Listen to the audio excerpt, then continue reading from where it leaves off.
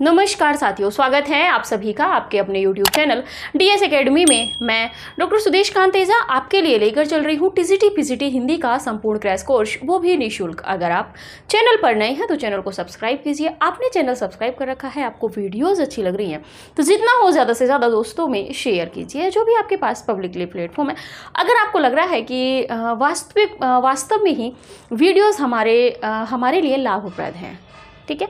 और जब आप क्लास लेने के लिए आते हैं तो थोड़ा सा प्रयास किया कीजिए कि क्लास को लाइक कर दिया कीजिए। उसके बाद में आप क्लास देखिए, अंत में जो आपको उचित कमेंट लगे वो आप कमेंट कीजिए, या जो भी हम कोई प्रश्न आपसे कर लेते हैं चलते हुए को रिलेटेड चीज़ों से, तो उसका भी आप उत्तर हमें डिस्क्रिप्शन में दे मतलब जो है आप कमेंट में दे दिया कीजिए। जो लोग जो कैंडिडेट जो जुड़ रहे हैं, अगर बेहतर तैयारी करना चाहते हैं तो आप कोशिश थोड़ा सा प्रयास कीजिएगा कि प्लेलिस्ट में जाके आप क्लास संख्या 1 से देखिए। और जो कैंडिडेट हमारे व्हाट्सएप ग्रुप से ज्वाइन होना चाहते हैं, डिस्क्रिप्शन में लिंक दे रखा है, आप वहाँ पे जाके लिंक पे क्लिक करके व्हाट्सएप ग्रुप से ज्वाइन हो सकते हैं। उसमें क्या है कि जैसे अभी हम वीर रस के औज कवि रीतिकालीन कवि जो भूषण है, इनको पढ़ेंगे। इनके संबंध में इनकी जो पंक्तियाँ रहेंगी और इनके संबंध में जो इतिहासकारों के कथन रहेंगे, जैसे कि डॉक्टर नगेंद्र हैं, आचार्य रामचंद्र शुक्ल हैं, डॉक्टर बच्चन सिंह हैं, विश्वनाथ प्रसाद मिश्र हैं, तो ये सब हम आपको हैंड रिटन नोट्स के माध्यम से व्हाट्सएप ग्रुप में प्रोवाइड कराते हैं PDF के रूप में।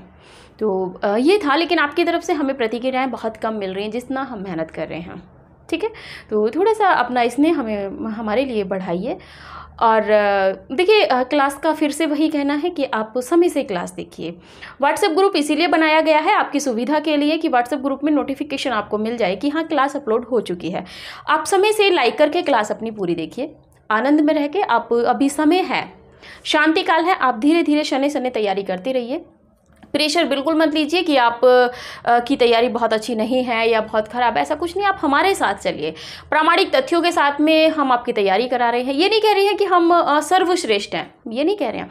हम कह रहे हैं कि हम वो तथ्य आपको दे रहे हैं, वो प्रामाणिक तथ्य आपको दे रहे हैं, वो महत्वपूर्ण तथ्य आपको दे रहे हैं जो आपकी परीक्षा की दृष्टि से महत्वपूर्ण है। या उस तरह हम आपको तैयार कर रहे हैं कि परीक्षा में किसी भी तरह से घुमा के अगर प्रश्न आए तो आप अपने उत्तर का वहाँ पे सही चयन कर पाएँ। देखिए, जैसा हम लिखा रहे हैं वैसा ऐसा नहीं है कि वहाँ पे सेम आ जाए रखा हुआ। ऐसा तो बहुत कम प्रश्न आपको मिलेंगे जो सीधे सीधे सरल रूप में प्रश्न आएंगे। मुश्किल से 20 से 25 या 30 प्रश्न आपको ऐसे मिलेंगे जो सीधे सीधे सरल आएंगे। रीतिकालीन वीर रस का कवि कौन है, आप लगा देंगे भूषण है, ठीक है। और हित तरंगणी किसकी रचना है, पिछली क्लास में हमने पूछी थी, तो कृपाराम की है। ये सब आप लगा ले जाओगे। लेकिन जब बात आती है उसके अंदर जाके, तो हम आपको इसलिए तैयार नहीं कर रहे हैं कि आप एक टॉपिक को आप रटो, एक रचना को आप रटो। हम रटने के लिए नहीं कह रहे हैं आपसे, हम कह रहे हैं कि आप समझिए, विकल्पों को काटिए, उसके बाद उत्तर तक आप पहुंचिए, ठीक है। तो इस तरह के तथ्य हम आपके लिए लेके आ रहे हैं। इसीलिए हम एक जो लाइन होती है उसमें जो भी 2-3 प्रश्न बन सकते हैं, हम वो सब आपको बताते हुए चलते हैं ताकि आपकी पढ़ने की जो दृष्टि है वो भी बढ़ जाए, ठीक है। चलिए बात करते हैं आज के टॉपिक पे। आज की क्लास में हम देखेंगे, इस समय हम चल रहे हैं रीतिबद्ध कवियों में। रीतिबद्ध कवि अगर आपको समझने होंगे तो आप रीतिकाल की जो पहली क्लास है आप उसमें जाइएगा। इससे पहली जो पहली क्लास है 2 नंबर पहली, आप उसमें जाइएगा, उसमें आपको विस्तार से समझने में मिलेगा। चलिए बात करते हैं रीतिबद्ध कवियों में। आज हम बात करेंगे भूषण जी की, जो रीतिकाल के वीर रस या ओज के कवि कहा जाए तो कोई अत्युक्ति नहीं है। तो वीर रस के इन कवि को आज हम पढ़ेंगे। चलिए जानते हैं इनके विषय में। भूषण का जो जन्म है 1613 ईस्वी, कहाँ, तिकवापुर, कानपुर, उत्तर प्रदेश में हुआ था। कमेंट कीजिएगा ये किसके भाई माने गए हैं और इनके भांजे कौन हैं। रीतिकाल में ये किसके भाई माने गए हैं और इनके भांजे रीतिकालीन कौन कवि हैं जो क्षमा कीजिएगा भूषण के विषय में है, बिहारी के विषय में नहीं है। तो आप बताइएगा कि ये किसके भाई माने गए हैं, ठीक है। चलिए आगे बात करते हैं। निधन 1715 ईस्वी में, ठीक है। पिता की बात करें तो रत्नाकर त्रिपाठी माने गए हैं। वास्तविक नाम में यहाँ पे सबसे ज़्यादा कन्फ्यूजन होता है जब आलोचक अपने अपने मत देते हैं। और देखिए, आप ये सोचते होंगे कि ये आलोचक इतने मत दे कहाँ से देते हैं, क्योंकि कुछ ही इतिहास ग्रंथों में आपको कुछ ही मत मिलते हैं, ठीक है। तो एक बता दें हम आपको कि यहाँ पे मत कहाँ से आते हैं। जैसे कि आपने किसी विषय पर शोध किया, या किसी कवि पे शोध किया, तो वहाँ पे आप अपने विचार रखेंगे और जब आप उन विचारों को रखेंगे तो वो विचार कहीं ना कहीं एक मत बन जाते हैं। ठीक है, तो चलिए देखते हैं कि वास्तविक नाम है पातीराम में। पातीराम माना है डॉक्टर गणपति चंद्र गुप्त जी ने। बात करें घनश्याम जो भूषण का नाम माना है वो माना है विश्वनाथ प्रसाद मिश्र जी ने। ठीक है, अब इसमें क्या होता है कि जैसे इन्होंने चलते काव्य में कोई पद आया होगा, मनीराम, पातीराम, घनश्याम, तो उससे जब इन लोगों ने इन पे शोध किया होगा या समीक्षात्मक कोई पुस्तक लिखी होगी तो उसमें इन्होंने ये नाम अंकित कर दिया होगा। ठीक है, चलिए आगे बात करते हैं। ये शिवाजी व उनके पुत्र साहू जी एवं पन्ना नरेश छत्रसाल बुंदेला के आश्रय में रहे थे। ठीक है, किनके? तो शिवाजी व उनके पुत्र, शिवाजी के पुत्र साहू जी एवं पन्ना नरेश छत्रसाल बुंदेला के आश्रय में कौन रहे थे? भूषण। ये रीतिकाल के प्रसिद्ध एवं वीर रस कवि हैं। रीतिकाल के प्रसिद्ध कवियों में आप देखेंगे तो बिहारी भी हैं, भूषण हैं, केशव हैं, देव हैं, जो प्रसिद्ध कवि होते हैं, जिनके विषय में अगर ना पढ़ा जाए तो उस काल विशेष का मतलब होता है कि हमने उस काल को पढ़ा ही नहीं है। ठीक है, और वीर रस के कवि भी ये थे। चित्रकूट नरेश रुद्र शाह सोलंकी के पुत्र हृदय राम ने इन्हें भूषण की उपाधि से विभूषित किया था। अब बात आती है भूषण की उपाधि। यहाँ पे देखिए क्या है ना कि हम यहाँ पे हृदय राम को क्यों लाए हैं। यहाँ पे हृदय राम को लाने का हमारा मात्र इतना उद्देश्य था क्योंकि पेपर जो सेट होने लगा है वो थोड़ा सा स्तर बढ़ गया है। सीधे सीधे अब नहीं पूछता है, वो घुमा के पूछता है।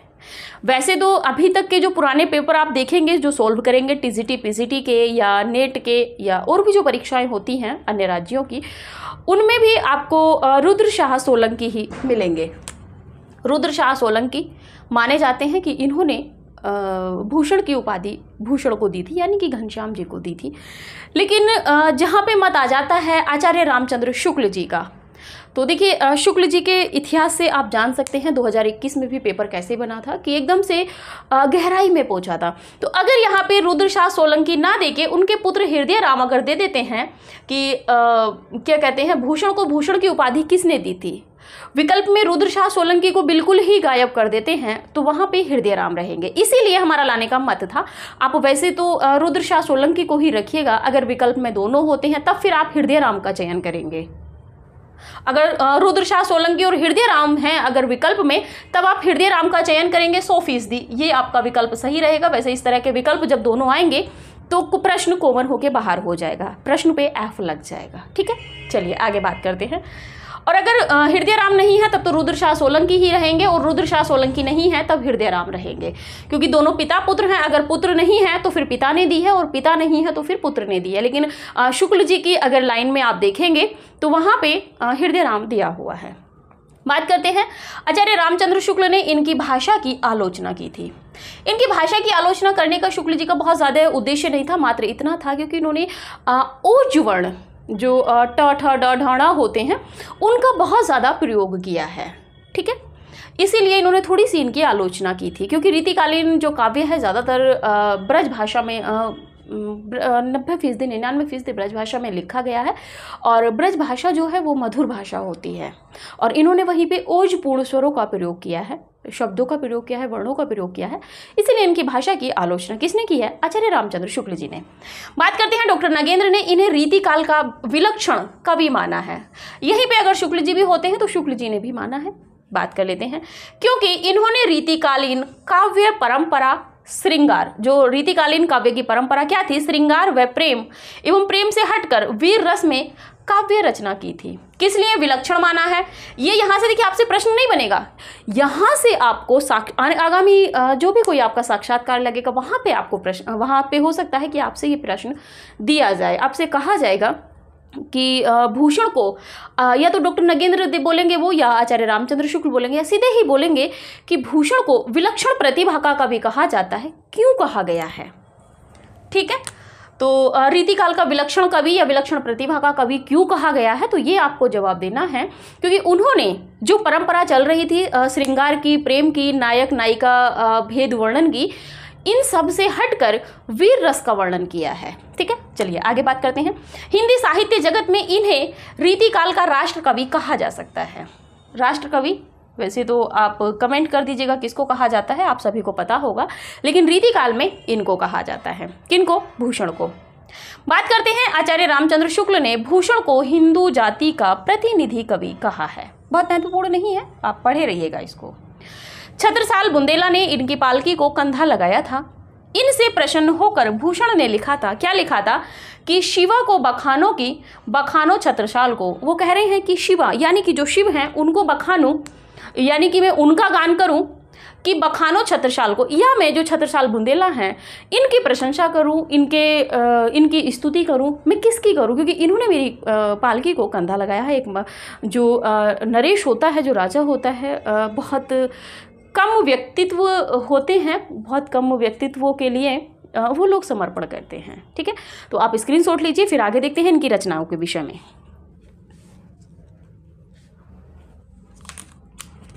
चलिए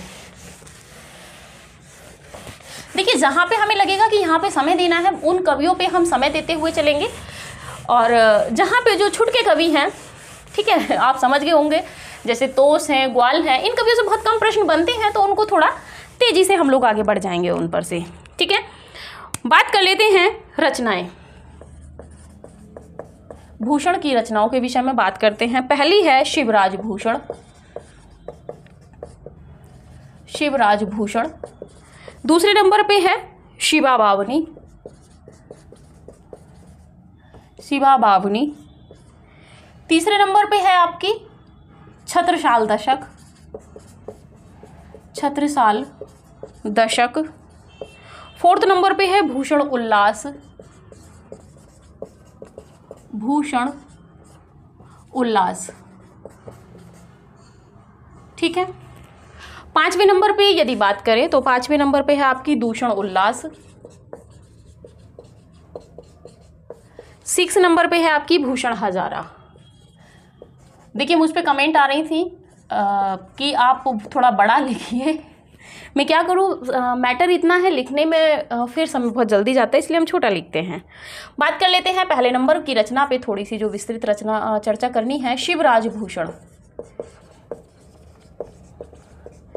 शिवराज भूषण के विषय में है 1673 ईस्वी इसका समय माना जाता है। आगे बात कर लेते हैं। इसमें 105 अलंकारों का निरूपण हुआ है। अलंकारों का निरूपण हुआ है। ठीक है, आगे बात कर लेते हैं। जिनमें 99 अर्थालंकार, 105 की बात करें तो 99 अर्थालंकार, 99 अर्थालंकार, 4 शब्दालंकार, आपके 2 चित्र अलंकार हैं, और शंकर अलंकार।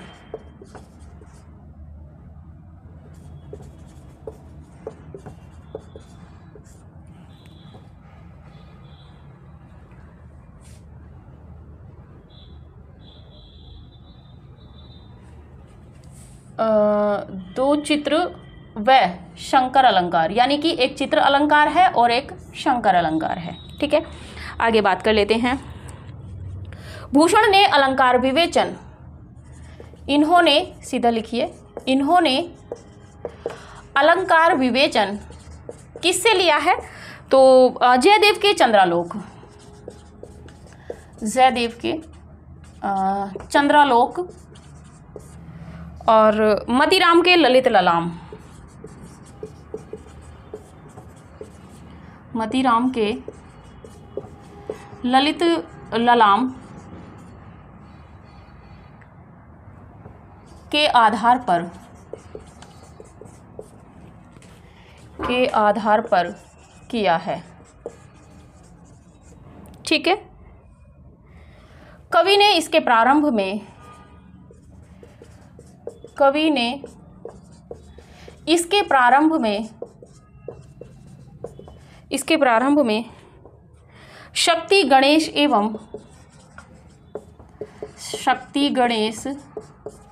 एवं सूर्य की वंदना की है। सूर्य की वंदना की है। ठीक है, चलिए आगे देखते हैं अगली रचना के विषय में। शिवा बावनी। शिवा बावनी यह शिवाजी की प्रशंसा में रचित है। यह शिवाजी की प्रशंसा में रचित है। इसमें 52 कवित्त छंद हैं।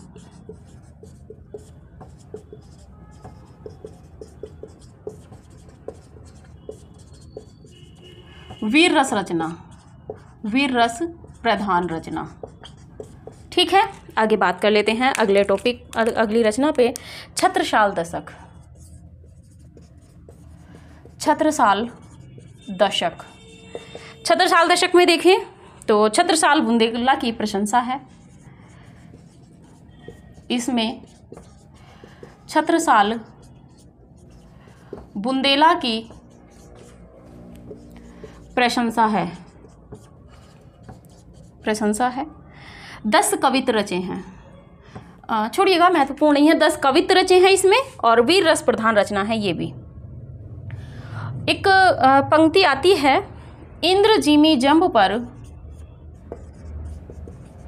इंद्र जिमी जंब पर, बाडब सुअंब पर, बाडब सुअंब पर, रावण सदंब पर, रावण सदंब पर, रघुकुल राज है। इस पंक्ति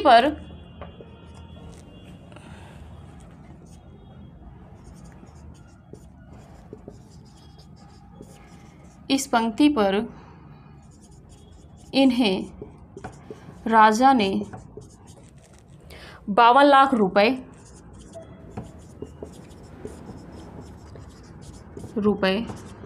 52 हाथी एवं 52 गांव दान में दिए थे। एवं 52 गांव दान में दिए थे। ठीक है,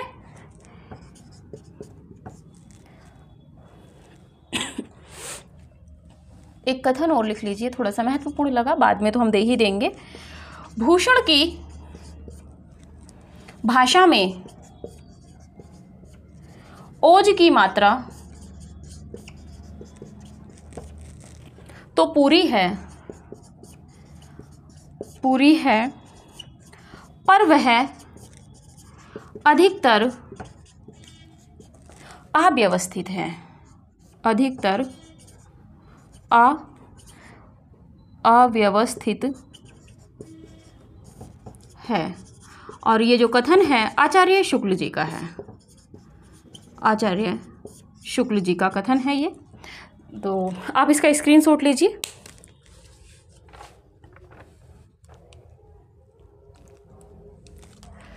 चलिए थोड़ा सा देख लेते हैं। बात कर रहे थे भूषण की रचनाओं में है शिवराज भूषण महत्वपूर्ण है, शिवा बावनी, छत्रसाल दशक, भूषण उल्लासा, दूषण उल्लासा और भूषण हजारा। इनकी जो 6 रचनाएं हैं, 6 की 6 महत्वपूर्ण हैं। आप किसी एक को भी नहीं छोड़ सकते, विशेषता के रूप में छोड़ सकते हैं, लेकिन ये बाकी की जो रचनाएं हैं आपको विकल्प जब सुमेलित वाले प्रश्न आते हैं तो उसमें आपको बहुत सहायता करती हैं, क्योंकि दूषण उल्लास, भूषण हजारा, ये सब रचनाएं इनकी सुमेलित वाले प्रश्नों में बहुत ज़्यादा प्रश्न बन चुके हैं। बात कर लेते हैं पहले नंबर पे जो बहुत महत्वपूर्ण है, शिवराज भूषण। 1673 ईस्वी में इसकी रचना हुई थी। इसमें 105 अलंकारों का वर्णन है, जिसमें 99 अर्था अलंकार हैं, 4 शब्दा अलंकार हैं, आपके 2 चित्र अलंकार, मतलब एक चित्र अलंकार है और एक आपका शंकर अलंकार है। ठीक है, थोड़ा सा ध्यान रखिएगा कि कितने क्या अलंकार है, यहाँ से प्रश्न बनने की संभावना हो जाती है। इन्होंने अलंकार विवेचन किन रचनाओं के आधार पर किया है, तो जयदेव के चंद्रालोक, ठीक है। मतीराम के ललित ललाम के आधार पर इन्होंने जो है अलंकार निरूपण अपने शिवराज भूषण काव्य में किया है। कवि ने इसके प्रारंभ में शक्ति, गणेश एवं सूर्य की वंदना की है। यहाँ से भी देखिए एक तरीके से जैसे मंगलाचरण होता है या जब भी कोई काव्य कोई पुस्तक शुरू होती है तो कहीं ना कहीं आभार के रूप में मंगलाचरण जो काव्य होता है उसमें इस तरह का प्रयोग होता है। आगे बात कर लेते हैं शिवा बावनी की। यह शिवाजी की प्रशंसा में रचित है। इसमें 52 कवित्त छंद है और वीर रस प्रधान रचना है। इनकी तो सारी रचनाएं ही वीर रस प्रधान है श्रृंगारिकता की, तो कहीं कोई छटा दिखाई दी होगी क्योंकि कवि जिस समय परिवेश में लिखता है वहां से वो अपने आप को विमुख नहीं कर सकता। ठीक है। छत्रसाल दशक की बात कर ले तो इसमें छत्रसाल बुंदेला की प्रशंसा है। पंक्ति है इंद्रजीमी जंब पर बाडब सुअंब पर रावण सदंब पर रघुकुल राज है। इस पंक्ति पर जो राजा है इस छत्रसाल इन्होंने इन्हें 52 लाख रुपए, 52 हाथी एवं आपके जो हैं शिवराज वो 52 गांव दान में दिए हैं। कथन है भूषण की भाषा में ओज की मात्रा तो पूरी है पर वह अधिकतर अव्यवस्थित है। यहां से प्रश्न देखिए कैसे बनेगा। भूषण की भाषा को अव्यवस्थित किस आलोचक ने कहा है? तो किसने कहा है? आचार्य रामचंद्र शुक्ल जी ने। स्क्रीनशॉट लीजिए। आगे एक कवि को और देख लेते हैं। चलिए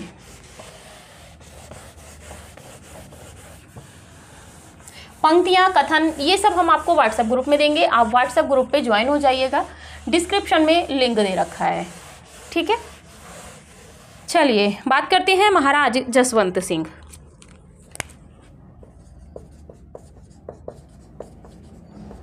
महाराज जसवंत सिंह, इनका जो समय है 1626 से 1688 ईस्वी, 1626 से 1688 ईस्वी। रचनाओं पे सीधी सीधी बात करते हैं। इनकी रचनाएं हैं इनकी भाषा भूषण,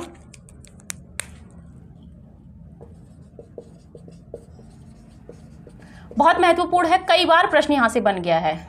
ठीक है। भाषा भूषण, प्रबोध चंद्रोदय, प्रबोध चंद्रोदय, अपरोक्ष सिद्धांत, नेट में प्रश्न बन चुका है अपरोक्ष सिद्धांत से। अब आप अगर हमसे ये उम्मीद रखें कि हम सन भी बताएं तो उसमें फिर आपका समय व्यर्थ होगा। अनुभव प्रकाश, आप कोई भी सॉल्व पेपर उठाइए उसमें आप देख लीजिएगा। 5वीं है आनंद विलास,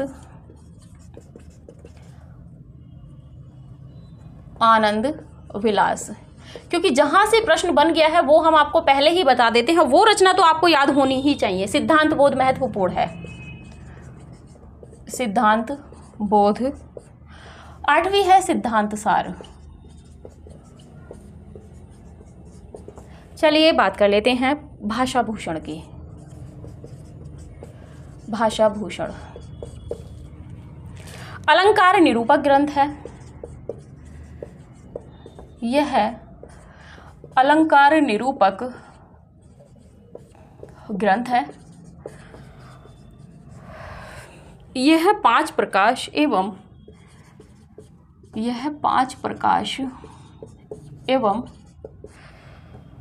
200 बार है, दोहों में रचित है।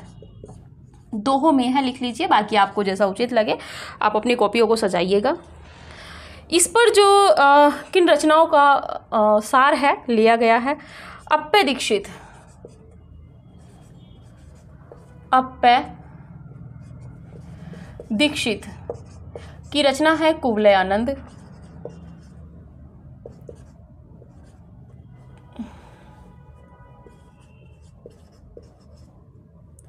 कुवलयानंद। जयदेव की चंद्रालोक, जयदेव की चंद्रालोक। ठीक है। इन भाष्य अप्पे दीक्षित, कुवलयानंद, जयदेव चंद्रालोक के आधार पर रचित है। कौन सी आपकी भाषा भूषण। भाषा भूषण की विशेषता यह है कि दलपति राय वंशीधर ने अलंकार रत्नाकर के नाम से इस पर एक टीका भी लिखी है। बात कर लेते हैं प्रबोध चंद्रोदय की। प्रबोध चंद्रोदय संस्कृत नाटक, जो हम बोल देते हैं आप उसको भी नोट कर लिया कीजिए, हमें नहीं लगता कि महत्वपूर्ण है इसीलिए हम बोल के निकल जाते हैं। संस्कृत नाटक प्रबोध चंद्रोदय का ब्रज भाषा में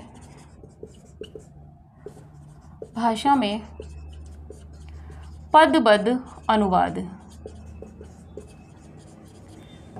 ठीक है, आगे बात कर लेते हैं। ये थी इनकी रचनाएं।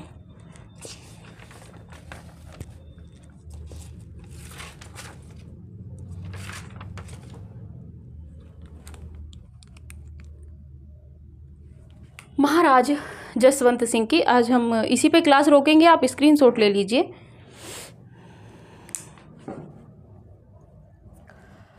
चलिए, महाराज जसवंत सिंह का जो समय है 1626 से 1688 ईस्वी माना जाता है।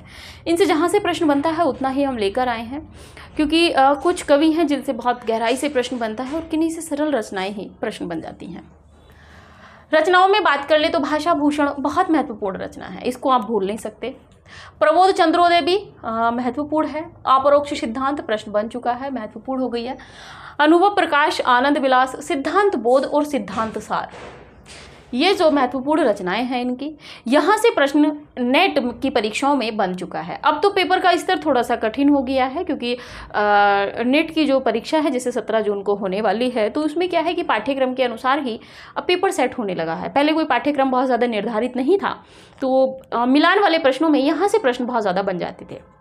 ठीक है, अब जैसा नेट का पैटर्न है उस तरीके से हो सकता है आगामी आने वाली जो आपकी टीजीटी, पीजीटी, DSSB ये जो परीक्षाएं हैं इनका पैटर्न भी हो जाए। तो इसीलिए हमें तैयारी जो है वो अपने चारों स्तर से करनी होगी। ऐसा नहीं है कि हम सिर्फ कई बार क्या होता है कि रचना का समय ना पूछकर उसके विषय वस्तु पे प्रश्न बनता है। कभी कभी क्या होता है कि विषय वस्तु पे प्रश्न ना बन के उस रचना की सन पे प्रश्न बनता है। ठीक है, कभी कभी क्रम पे बहुत ज़्यादा प्रश्न आ जाते हैं, तो हमें अपने आप को चारों तरफ से एक तैराक के रूप में तैयार करना होगा कि पानी का बहाव किधर से भी आ जाए, हमें उसमें लहरों को, मतलब जो विपरीत होके भी हमें किनारा पकड़ लेना है, यानी कि अपने लक्ष्य तक पहुंच जाना है। ठीक है, बात करते हैं भाषा भूषण की। भाषा भूषण जो है ये अलंकार निरूपक ग्रंथ है। कैसा ग्रंथ है? अलंकार निरूपक ग्रंथ है। यह है 5 प्रकाश। कितने प्रकाशों में है? 5 प्रकाश हैं इसमें, 212 है, दोहों में ये रचित है। इसका जो आधार ग्रंथ हैं कौन कौन से हैं? कुवलयानंद अप्पय दीक्षित की और चंद्रालोक जयदेव की, ये दोनों ग्रंथ जो हैं इनके आधार ग्रंथ हैं। आगे बात कर लेते हैं प्रबोध चंद्रोदय। प्रबोध चंद्रोदय ये संस्कृत के जो नाटक है प्रबोध चंद्रोदय, इसका ब्रज भाषा में पदबद्ध अनुवाद किया है। तो ये था प्रबोध चंद्रोदय, भाषा भूषण, आनंद विलास, ये सारे जसवंत के जो रचनाएं थी इनमें महत्वपूर्ण थी भाषा भूषण, प्रबोध चंद्रोदय, अपरोक्ष सिद्धांत, सिद्धांत सार और सिद्धांत बोध। ये जो रचनाएं हैं ये नेट की परीक्षा में कई बार पूछी जा चुकी हैं। बाकी जो विस्तार था इन्हीं रचनाओं से विस्तार पूछा जाता है। तो आज की क्लास जो है अब यहीं तक रहेगी, आप एक बार स्क्रीनशॉट ले लीजिए।